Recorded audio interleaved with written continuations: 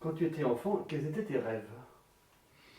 Alors, il y a eu différentes périodes, mais celle qui vient à l'esprit en premier, c'est quand j'ai eu mes premiers apprentissages en bateau, à faire de la voile dans le Nord.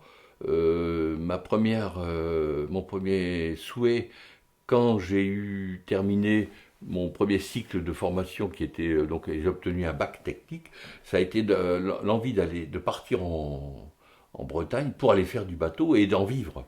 C'était à l'époque où Tabarly était au sommet de sa gloire, Alain Colas, les grands marins, les grands navigateurs, et j'avais qu'une envie, moi, c'était de partir faire un tour du monde.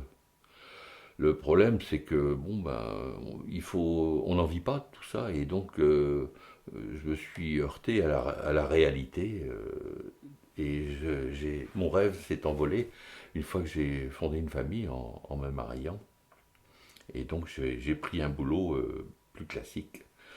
Ce qui s'est passé en fait, c'est que vers l'âge de 20 ans, euh, de 15 à 20 ans, j'avais arrêté d'aller en vacances avec les parents. Comme j'avais découvert la Bretagne, j'ai commencé à y aller régulièrement dès que je pouvais, aux vacances de Pâques, aux grandes vacances. Et j'y travaillais. J'allais donc dans un petit coin qui s'appelle Port-Mer, à côté de Cancale, et je m'étais fait des amis. Dans ce coin-là, j'ai commencé à rencontrer pas mal de gens.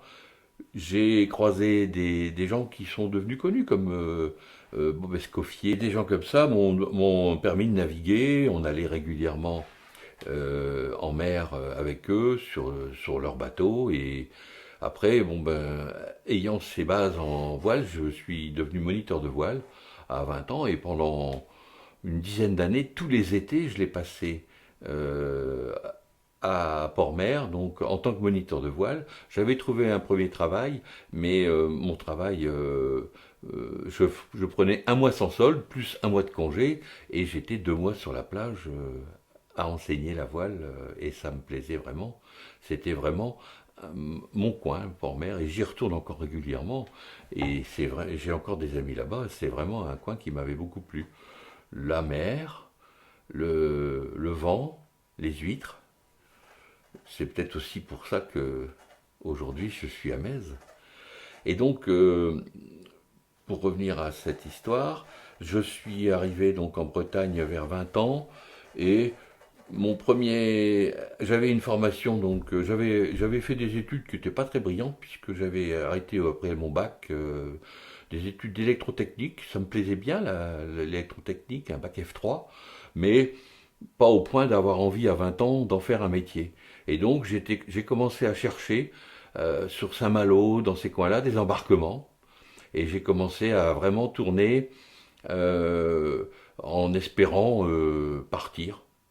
Le problème, c'est que j'avais rencontré celle qui est devenue mon épouse, et elle n'avait pas forcément une vision similaire à moi pour tout ça.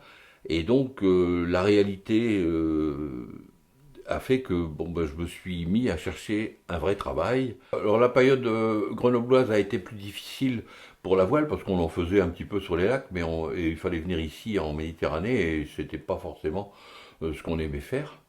Et après, mes périodes en Asie ont été plus difficiles pour faire de la voile, mais j'en ai fait un petit peu du côté de Bangkok. Quand j'habitais, on allait sur les plages de Koh Samui, sur des îles, et donc on faisait un peu de voile. Dans le milieu de la voile, par exemple, on rencontre des gens quelquefois qui sont pas forcément toujours très abordables.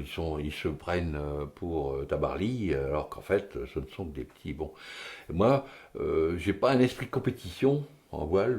J'aime bien me faire plaisir là, on vient de vivre 4 jours avec les voiles latines. C'était formidable. Il y avait des gens de tout milieu, de toutes formes, et ils étaient tous passionnés par le plaisir d'avoir retapé des vieux bateaux et des vieux gréements. C'était magnifique. Il y avait des petits bijoux de rénovation et d'invention et qui étaient merveilleux à voir et à découvrir.